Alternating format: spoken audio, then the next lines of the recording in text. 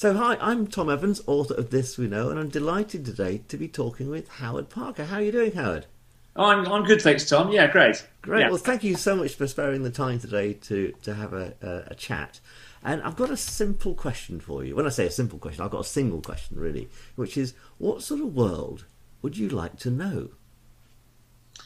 Well, it's difficult, isn't it? Because I think a lot of things in the present world conspire to make us cope with what we've got, and we actually find it quite difficult to envision things without going into a kind of huge fantasy about things we'd like to see. So I try to balance out my more idealistic ideas about what I'd like to see with things that might actually happen. And I think getting to, I mean, I'm 60 in January, No.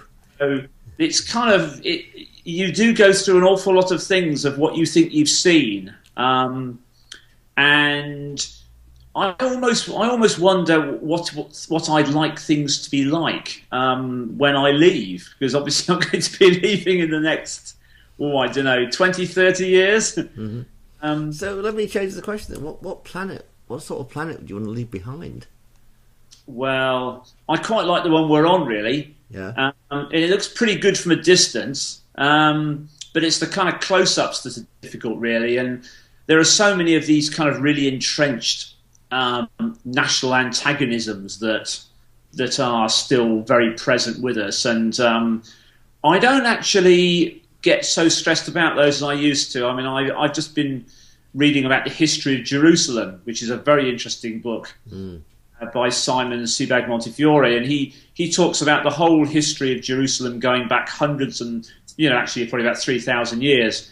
And when you look at that sort of perspective on history, you do start to step away from the contemporary concerns. So for me, I just like to see the world taking a few shifts in direction, really, because I don't think we can all expect to see huge transformational changes in a lifetime. I just think it'd be just nice to see that directions are changing and that some of the ways in which business is done and the way we treat the planet is starting to shift a bit. I think that's the best we can hope for in one relatively short lifetime, really. Well, you said that. Now you've released your age, right? So we know that you're the child of the 50s, and you say you can't see all these shifts in a lifetime. But since you were born, we've put men on the moon. We've got colour televisions. We've got these phones which we can speak to anyone anywhere else on the planet. We've got this thing called the interweb, over which we're having this conversation right now. Yeah, so it's we fantastic. have already seen shifts within a lifetime. So Yeah. and if you say you've got 20, 30 years, then that's and as things accelerate a little bit, then perhaps we can see a seismic shift. Yeah. If you were to let me ask you a more specific question then.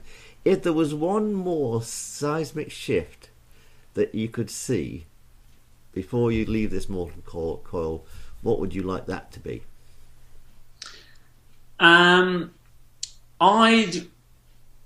I think a lot of the changes that have been driven, the sort of technological improvements that we've had, have still all been driven by a desire to produce products that make money at a profit for Okay. corporations. Fair enough. Corporations tend to be dominated by very powerful individual interest groups or individuals.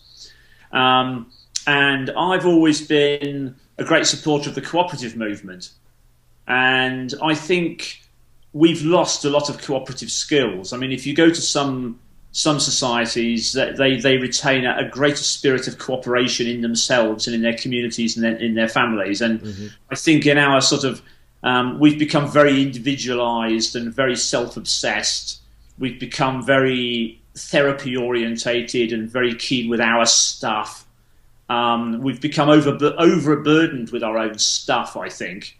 And I just think a lot of these things are about feeling disconnected and isolated. And I think cooperative business activities are really part of the answer, really. I just like to see a lot of things becoming cooperative activities where we all expect to benefit together rather than individually. And I just think that's all there, because I think the evidence is that some activities that work cooperatively in all sorts of situations produce happier people. And I think we're happier when we're more connected. But we need to relearn how to do that somehow, I think, in our sort of rarefied Western society. I mean, I'm really aware every time we get into our cars, we are at our worst as human beings, you know. People around me who you meet in the street and they're lovely and they're friendly and they'll smile and everything. But if you see them coming up the road in the other direction, they've got a real look on them, and they want to get through and they want to get ahead. And until they spot who you are, they can look seriously aggressive, you know. Well, listen, there's a tip that I use every day in the car, is that I make a point of when I go out in the car of letting someone out. When you normally just letting someone else go first, and running the risk that they might be slow and slow me up and this sort of stuff, because sometimes in the slowness of space then you get the most amazing light bulb moments, don't you? And having that sort of slower pace sometimes works very well. Yeah, I mean, I guess actually, I suppose one of the things that would probably be beneficial for all of us, both in terms of blood pressure and the environment, everything, is to really find a good way of making cars unessential. Mm-hmm. Because I think you're absolutely right that when you let somebody out and you wave to them or you flash your lights to show your appreciation, I think you set up the better sort of endorphins in your mind, don't you? And you're a nicer person at those times. But there's no doubt that getting around is still really difficult. I mean, Bristol, where I am now, is supposed to be Britain's first cycling city. Mm-hmm. It's still murderous to get round, and you take your life in your hands every time you go round roundabouts. Mm-hmm. So I don't think we've really got very far in sorting those sort of problems out. And going by train can be a real hassle.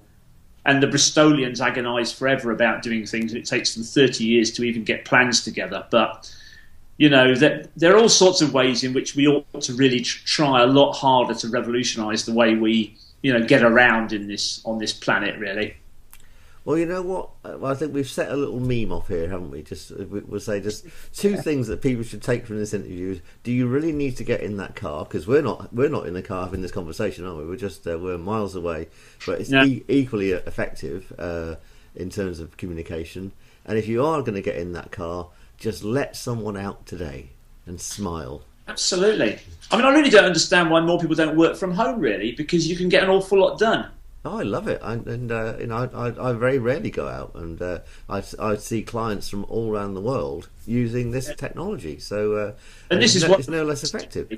Yeah, I mean, I really like all this. I mean, you can have all these lovely contacts with all sorts of people, can't you? And it does build these kind of global alliances that I think we just wouldn't have experienced before. Absolutely. And that's one of the best things about where we are now, and recognising that almost all of us on this planet are in the same boat, really. Well, spaceship. Exactly. Well, listen, and therein lies that quantum shift, doesn't it? That shift, that seismic shift, is just to realise that we're all in the same boat is a pretty good thing to for us all to grasp. But I just want to say, to wrap up, it's great to be sharing this journey on Spaceship Earth with you, Howard, and I hope this is the first of many erudite and probing conversations. So thank you for sharing your wisdom today. No, it's been great to talk to you, Tom. I mean, there's so many other things we could have talked about, so maybe we can explore those at some other point. And that's why this is the first of many. We're keeping these short and sweet, and as you know, this is our experiment. We might as well share with the world. The reason we're talking is that we're thinking about taking this we know meme out and starting a whole movement, so we can start to imagine the world we all like to live in, and then imagine it into existence. So thank you for that. It's the kind of opposite of the grumpy old men thing, isn't it, really? It is. We can be the happy old men, and less of the old, anyway. Yeah, absolutely. Yeah. Take care, and let's say first of many conversations, Howard, so speak to you again soon. Take care now. Yeah, excellent. Yeah, and you. Bye. Bye.